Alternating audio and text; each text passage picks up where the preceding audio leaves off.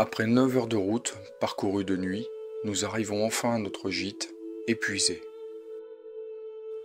Un rapide regard jeté sur la vallée nous donne la couleur de la journée. Ça sera brumeux.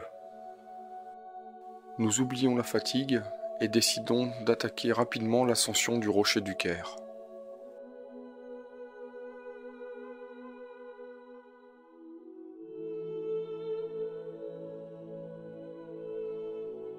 Peu à peu, la brume se dissipe et nous laisse entrevoir les silhouettes fantomatiques des premiers oiseaux.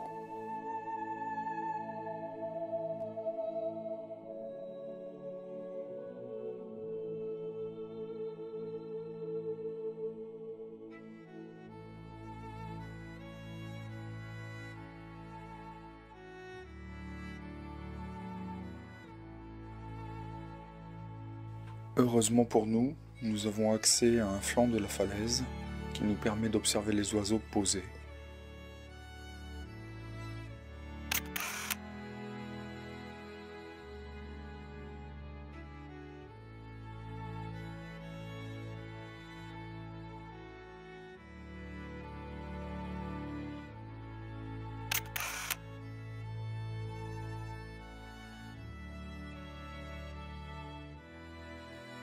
La météo est très changeante et des épisodes pluvieux viennent se mêler à la brume.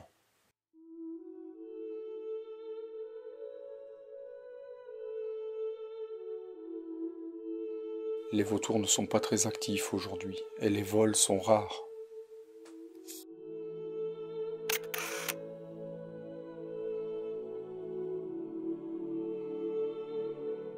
Face contre la falaise, ils attendent patiemment que les conditions s'améliorent. Il leur tarde de rejoindre leur élément favori, l'immensité du ciel.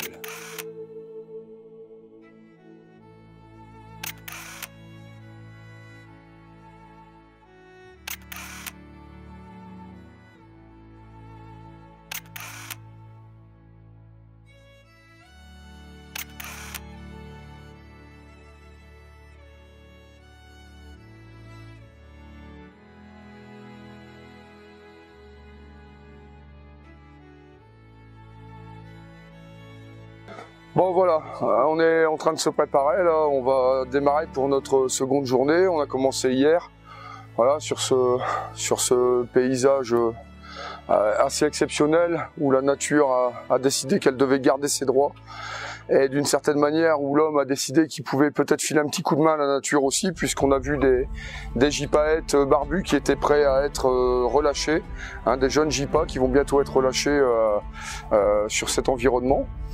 Et là, on va attaquer donc une deuxième journée au contact des vautours sur le rocher du Caire qu'on commence à bien connaître, avec cette brume assez persistante ce matin qui peut nous donner de bonnes ambiances comme ça a été le cas hier, quoi. On est tous au taquet, c'est parti.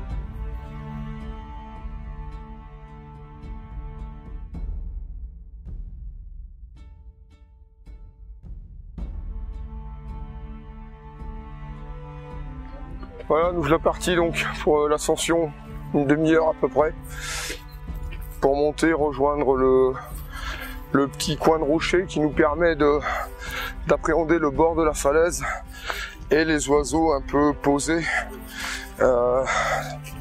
Ils sont actuellement en cours de couvaison, hein, il me semble. Je pense que les œufs sont là. Il n'y a pas encore de poussins, sans doute pas avant le mois prochain. Et on arrive de cette manière à les voir poser et c'est quand même assez sympa de pouvoir changer de point de vue par rapport aux images qu'on a déjà pu réaliser les autres années où c'était essentiellement quand même des évolutions en vol. Donc voilà, la bonne humeur qui anime le groupe depuis le début, les blagues pourries, etc. C'est trop bon tout ça.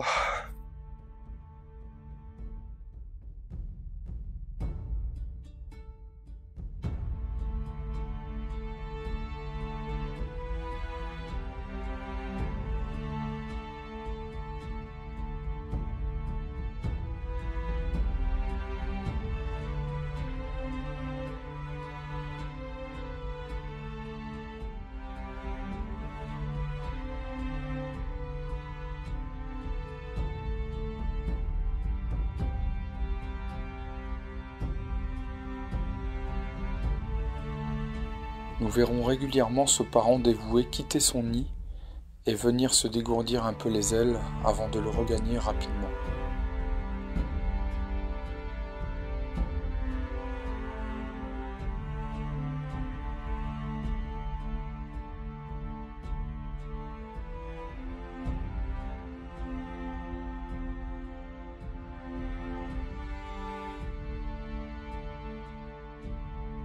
Le nid étant bien dissimulé, nous ne saurons pas dire si celui-ci abrite un œuf ou un poussin.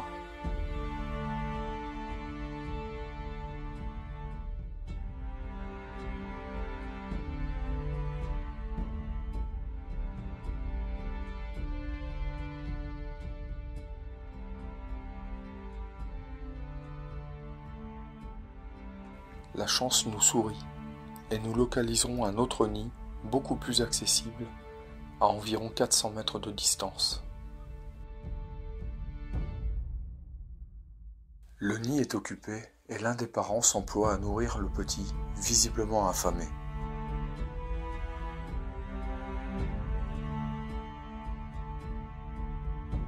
Malheureusement, le poussin est caché par le parent nourricier et nous ne pourrons le voir.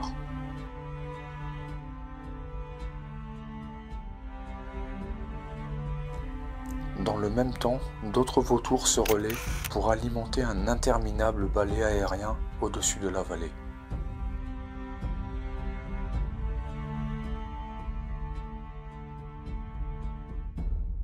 Bon voilà, on a donc plutôt de la chance effectivement ce matin. Ça commence, les courants thermiques commencent à arriver et ça commence à décoller. On a quelques individus posés sur la falaise. Juste devant nous. Alors ce qui est vraiment intéressant depuis ce spot, c'est qu'on se trouve à une distance vraiment sympa pour appréhender les oiseaux et en même temps on respecte bien les quelques nids qu'on peut voir, hein, puisque là la nidification est en cours. Voilà, il n'y a pas de polémique à avoir, on est complètement à des distances plus que respectables de ce point de vue là.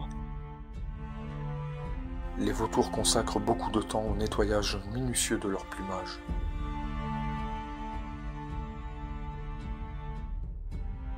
Celui-ci est fortement sollicité lors de leurs interminables vols planés.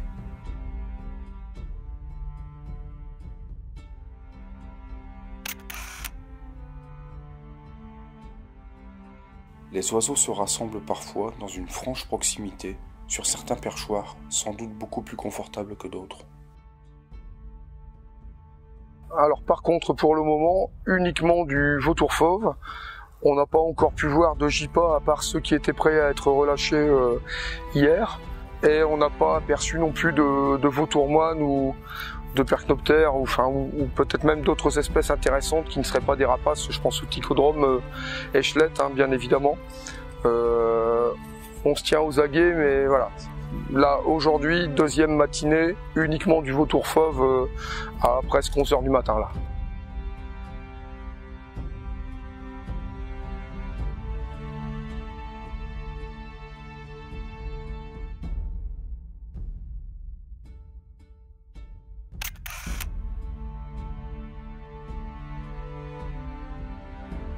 La chance nous sourit. L'un des parents vient d'apporter des nouveaux matériaux pour conforter le nid.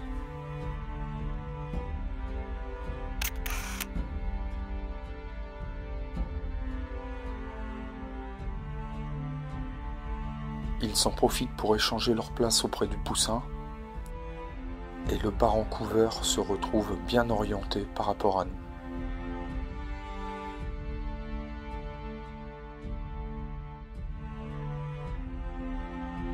Chez le vautour fauve, les parents sont très attentionnés.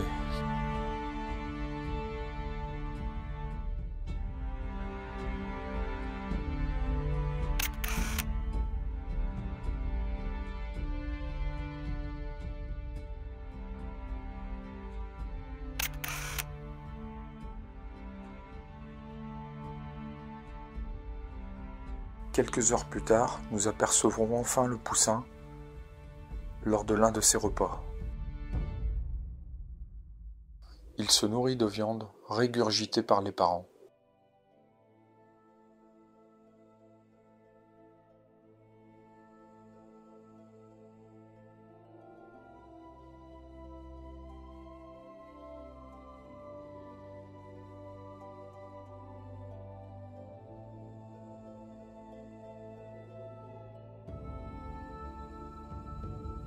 Nous sommes comblés. Ces merveilleuses images de vautours nourrissant son petit nous accompagneront encore très longtemps.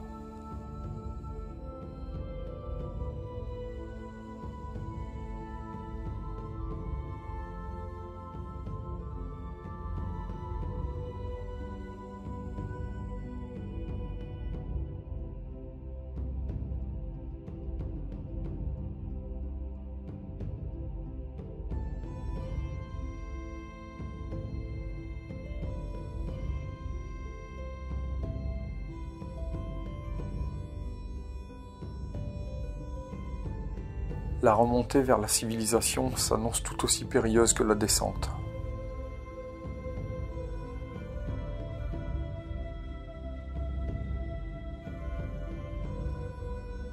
Il faut être très prudent sur les chemins escarpés de la falaise.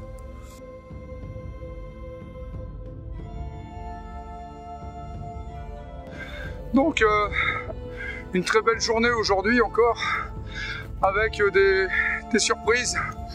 Vraiment sympa, c'était dur, là on redescend, on commence à manquer de lumière et puis il commence à faire froid, hein, très clairement, mais on a eu la chance vraiment de pouvoir observer quelques vautours dans des bonnes conditions et notamment au nid. Avec le nourrissage d'un petit, les vautours fauves ne produisent qu'un œuf à chaque couvée, et donc il y a un petit à élever. Et on a eu la chance vraiment, le privilège même, j'allais dire, de pouvoir observer ça de très près, enfin plus ou moins 400 mètres, mais avec le matériel dont on dispose, on a pu s'offrir une relative proximité, c'était vraiment génial de ce point de vue-là. Et alors l'un d'entre nous, Julien, a coché le Ticodrome Échelette, qu'on cherche tous aussi par ailleurs, ce qui fait de moi celui qui connaît celui qui a vu le Ticodrome Échelette, ce qui est vraiment très bien. On espère qu'on le verra demain à la faveur d'un peu plus de soleil. Il y aura peut-être un peu plus d'activité au niveau des insectes dans les failles de la falaise, et du coup le Ticodrome sera peut-être lui aussi davantage visible. Enfin voilà, c'était... Ah, on a vu 2 vautours moines également, c'est vrai, merci Julien, je l'avais oublié, ils sont pas restés très longtemps, mais vous les avez bien shootés je crois, hein. C'était pas mal. Voilà, c'est tout pour aujourd'hui, on se retrouve demain dans des conditions encore un peu meilleures je pense.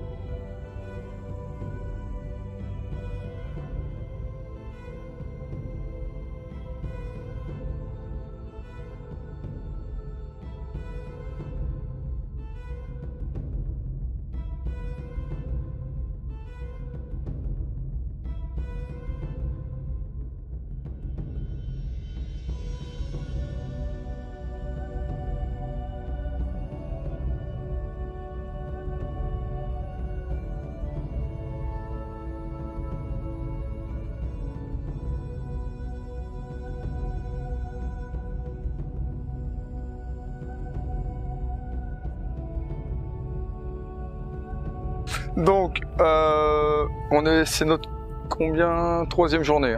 Troisième journée sur 4. Le mec a bien préparé son texte. Troisième journée sur 4, donc la plus ensoleillée. C'est vraiment le bonheur là, de ce point de vue-là. Avec une activité un petit peu intermittente chez les oiseaux. On a le sentiment qu'ils parcourent peut-être un peu plus de distance aujourd'hui. Et alors, voilà. Tantôt ils sont là, tantôt ils sont pas là. Ce qu'il y a vraiment de très bien, c'est que on a réussi à l'instant, hein, il y a 5 minutes là, on a réussi à appréhender le fameux Ticodrome Échelette.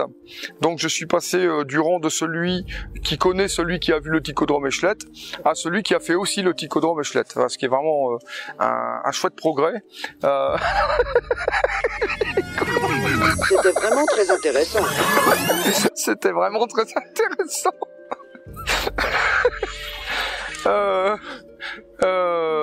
Que dire d'autre?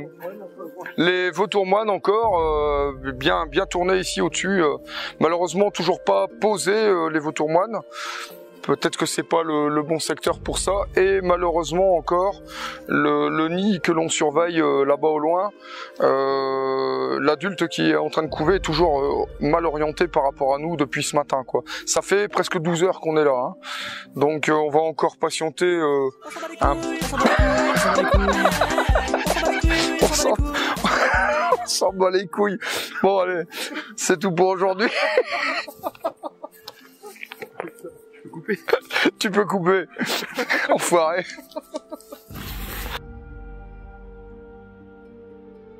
Le Ticodrome échelette est un petit oiseau tout à fait fascinant.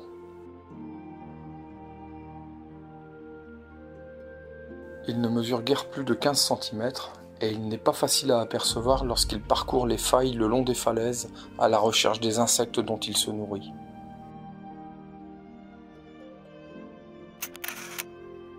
Le rouge vif que laissent apparaître ses ailes lorsqu'il les déploie est remarquable.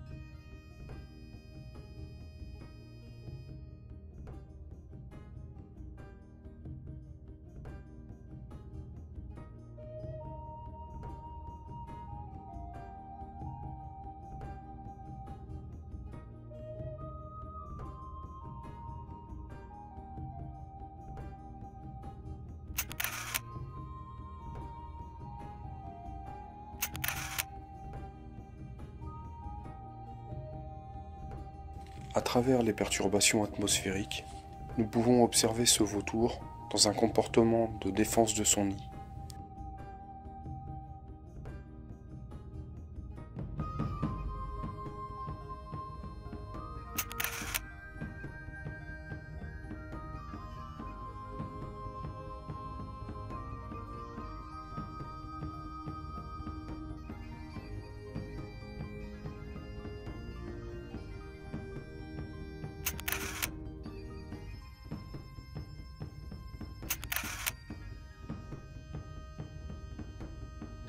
Bon voilà, on est donc en train de terminer notre 4e journée sur le site de ce périple amitié nature, hein, c'est un peu ça. On a passé 4 excellentes journées. Pardon monsieur, pardon, j'aimerais aussi rentrer dans la volière s'il vous plaît. Laissez-moi passer. Je m'en doutais que ça puait la merde, il y avait une blague. Ils m'auront fait chier jusqu'au bout. Bon. Ça a été un petit peu compliqué aujourd'hui pour plusieurs raisons. Il fait très froid et puis on a aussi beaucoup de vent, des bourrasques de vent violents. Donc pour filmer c'est très compliqué. Le matériel, une certaine prise au vent, il y a pas, hein, ça c'est quelque chose qu'il faut essayer d'accepter. Et puis à ce moment-là on fait plutôt de la photo, quoi, tout simplement, hein. Et alors par contre là où on pensait peut-être avoir des difficultés, encore une fois en arrivant, puisque la femelle, ou le mâle d'ailleurs, puisqu'il n'y a pas de dimorphisme sexuel avéré chez les vautours fauves, mais en tout cas le parent qui est en train de couver sur le nid était encore une fois mal orienté en arrivant ce matin. Eh bien, à un moment donné dans la journée, je vais refermer, c'est plus prudent. à un moment donné dans la journée, ce parent s'est bien orienté de nouveau. Et donc on a pu assister encore une fois à des scènes de nourrissage exceptionnelles. C'est merveilleux, ça c'est vraiment merveilleux. Pas de ticodrome échelette aujourd'hui, ce qui nous confirme dans l'idée qu'on a eu beaucoup de chance hier de pouvoir l'appréhender de la sorte. Et alors, ce qui est vraiment très bien aussi, c'est qu'on a essayé de prendre des points de vue par rapport à la falaise qu'on n'avait pas obtenu jusqu'ici, et les vautours ont été plutôt conciliants et se sont posés là où on... Ils sont cons. La tempête continue, je reçois d'ailleurs des projectiles. Donc je rends l'antenne. Je rends l'antenne parce que j'en peux plus là. On va pas pouvoir aller plus loin dans ces conditions.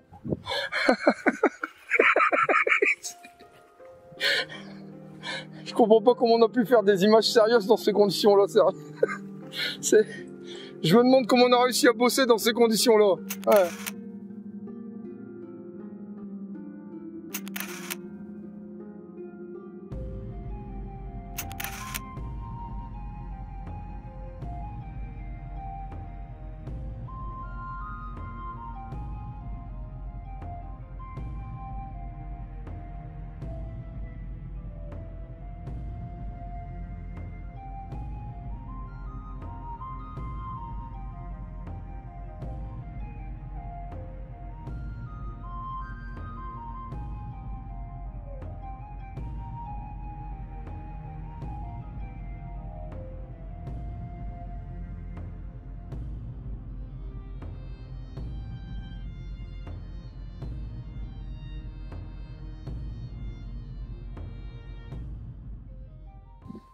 Hein? Ouais? Merde! Ça va pas avec les gants, attends! Putain, mais qu'il est con, mais qu'il est con!